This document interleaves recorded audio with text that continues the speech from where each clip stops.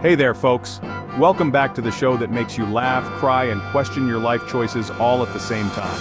Welcome to another episode of Last Week Tonight, where we delve into complex global issues with the intellectual depth of a kiddie pool and the comedic subtlety of a foghorn. Tonight's topic? You guessed it, the US-China trade war. Yes, the never-ending saga that makes the never-ending story look like a short film. Now some of you might be thinking, John, isn't that so 2018? And to that I say, oh honey, no, this ain't your grandma's trade spat. This is a full-blown, no-holds-barred economic steel cage match, and it's still raging on here in 2025. Why should you care? Well, besides the fact that this trade war affects everything from the price of your iPhone to the fate of global diplomacy, it's also just plain fascinating. It's like watching a slow-motion train wreck, except the train is full of iPhones and soybeans, and the wreck is happening in slow motion because, well, bureaucracy. So, buckle up, Buttercup, because we're about to break down this trade war mess, one awkwardly placed tariff at a time. But first, let's take a trip down memory lane. Remember when this all started? It was 2018, and the world was a simpler place. We were all obsessed with fidget spinners and avocado toast. Ah, the good old days. But then, the US and China decided to play a game of economic chicken. Tariffs were slapped on everything from steel to soybeans, and suddenly, the global economy was in a tailspin. Companies were scrambling to adjust their supply chains, consumers were feeling the pinch, and economists were having a field day predicting the end of the world as we know it. Fast forward to today, and the trade war is still going strong. It's like that annoying song that gets stuck in your head and won't go away. You know the one. And just when you think it's over, it comes back with a vengeance. So why is this trade war still a thing? Well, it's complicated. On one hand, you have the US trying to protect its industries and reduce its trade deficit. On the other hand, you have China trying to assert its dominance on the global stage. It's a classic case of two superpowers butting heads, and neither side is willing to back down. And let's not forget the political drama. Both countries have leaders who love to play to their base, and nothing gets the crowd going like a good old-fashioned trade war. It's like a reality TV show, but with higher stakes and fewer roses. But here's the thing. While the politicians are busy grandstanding, real people are feeling the impact. Farmers are struggling to sell their crops, manufacturers are facing higher costs, and consumers are paying more for everyday goods. It's a mess, and there's no end in sight. So, what can we do about it? Well, for starters, we can stay informed. Knowledge is power, and the more we understand about this trade war, the better equipped we'll be to navigate its challenges. We can also support policies that promote fair trade and protect workers' rights. And most importantly, we can keep a sense of humor. Because if we can't laugh at the absurdity of it all, we'll just end up crying. So there you have it, folks. The US-China trade war in a nutshell. It's complicated, it's messy, and it's not going away anytime soon. But hey, at least we have each other. And as long as we can laugh together, we'll get through this. Thanks for tuning in, and we'll see you next week for another deep dive into the world's most perplexing issues. Until then, stay curious, stay informed, and stay fabulous. Good night, everyone. Alright, let's rewind back to the good old days of, 2018. It was a year that seemed simpler, yet it set the stage for a series of events that would shape the global landscape in ways we couldn't have imagined. Remember when Trump and Xi Jinping were best buddies, exchanging smiles and awkward handshakes? It was a time when diplomacy seemed to be working, at least on the surface. The world watched as these two leaders, representing the largest economies, tried to find common ground. Yeah, that feels like a lifetime ago. The optimism of those early meetings quickly faded as tensions began to rise. What started as friendly exchanges soon turned into a series of confrontations that would have lasting impacts. The trade war kicked off with tariffs on solar panels and washing machines. Thrilling stuff, I know. But these initial moves were just the opening shots in a much larger conflict. The tariffs were meant to protect domestic industries, but they also signaled the beginning of a new era of economic nationalism. But things escalated faster than a game of Monopoly with your in-laws. What started as a few targeted tariffs quickly spiraled into a full-scale trade war. Each side kept raising the stakes, imposing more and more tariffs on a wider range of goods.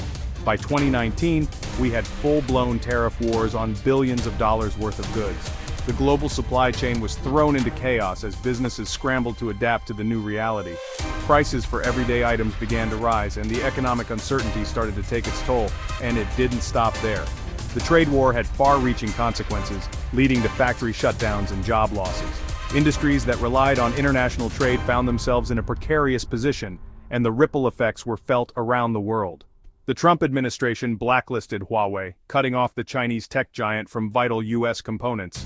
This move was part of a broader strategy to curb China's technological advancements and protect national security. It also marked a significant escalation in the tech rivalry between the two nations. Then came the TikTok saga, a whole other dumpster fire we won't even get into right now. The app became a flashpoint in the ongoing battle over data privacy and digital sovereignty. It was a reminder that the trade war wasn't just about goods and services, but also about control over the digital future. Fast forward to 2025 and guess what? We're still at it. The trade war has evolved, but the underlying tensions remain.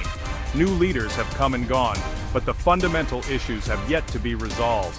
The world is still grappling with the fallout from these years of economic conflict. The tariffs are still in place, the rhetoric is still heated, and the global economy is still feeling the burn.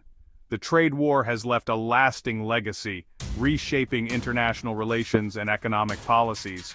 As we look to the future, it's clear that the lessons of the past will continue to influence the path forward. Now, for those of you who slept through Econ 101, don't worry, I'm right there with you. Let's take a moment to break down the concept of tariffs. You see, tariffs are essentially taxes imposed on imported goods. They are a tool used by governments to control the flow of foreign products into their country. The idea behind this is to make imported goods more expensive, thereby encouraging consumers to buy domestic products instead. It's a way to protect local industries and jobs from foreign competition. Sounds simple, right? But as with many things in economics, the reality is far more complex. Tariffs can be seen as a double-edged sword. On one hand, they can help local businesses by reducing competition from foreign companies. On the other hand, they can also lead to higher prices for consumers. When a tariff is imposed, the cost of the imported goods goes up. This increase in cost is often passed on to the consumer in the form of higher prices. So, while tariffs might protect local jobs, they can also make everyday items more expensive for everyone. The idea is to make foreign products more expensive, encouraging people to buy domestic. Sounds simple, right? But in practice, it's not always that straightforward.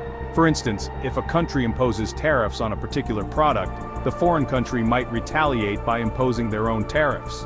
This can lead to a trade war, where both countries keep increasing tariffs on each other's goods. This tit-for-tat escalation can have a ripple effect on the global economy, affecting not just the countries involved, but also their trading partners. Well, in practice, it's about as smooth as a cheese grater facial. The impact of tariffs can be felt across various sectors of the economy. For businesses, especially those that rely on imported components, tariffs can lead to increased production costs. These businesses might have to raise their prices to cover the additional costs, which can result in lower sales and reduced profits. In some cases, businesses might even have to lay off workers or shut down entirely. These tariffs have hit both US and Chinese businesses hard. American companies that import Chinese components have seen their costs skyrocket. This is particularly true for industries like manufacturing, where many products are made using parts sourced from around the world. When the cost of these parts goes up, it can have a significant impact on the overall cost of production. American companies importing Chinese components have seen their costs skyrocket, leading to increased prices for their products. This can make it harder for them to compete with companies that don't face the same tariffs. In some cases, businesses might have to find new suppliers, which can be a time-consuming and costly process. On the other side of the equation, Chinese exporters are struggling to find buyers for their now more expensive goods. This can lead to a surplus of unsold products, which can hurt their bottom line. While Chinese exporters are struggling to find buyers for their now more expensive goods, the impact is not limited to just businesses. Consumers also feel the pinch. When businesses face higher costs due to tariffs, they often pass these costs on to consumers in the form of higher prices. This means that everyday items from clothes to electronics to groceries can become more expensive. And who ultimately pays the price? You guessed it, consumers. That's right, folks, all those tariffs get passed down to you and me in the form of higher prices on everything from clothes to cars to, well, pretty much everything. This can be especially tough for families on a tight budget, who might have to cut back on other expenses to make ends meet. So, while tariffs might seem like a good way to protect local jobs and industries, they can also have unintended consequences. Higher prices for consumers, increased costs for businesses, and potential trade wars are just a few of the challenges that can arise. It's a complex issue with no easy answers, but one thing is clear: tariffs are a taxing situation for everyone involved. Now, while the US has been busy building tariff walls, China's been playing a different game: diplomacy. They've been strengthening ties with other countries, signing trade deals left and right. They've also been investing heavily in developing countries, particularly in Africa and Southeast Asia. This Belt and Road Initiative, as they call it, is China's way of expanding its global influence and securing access to resources.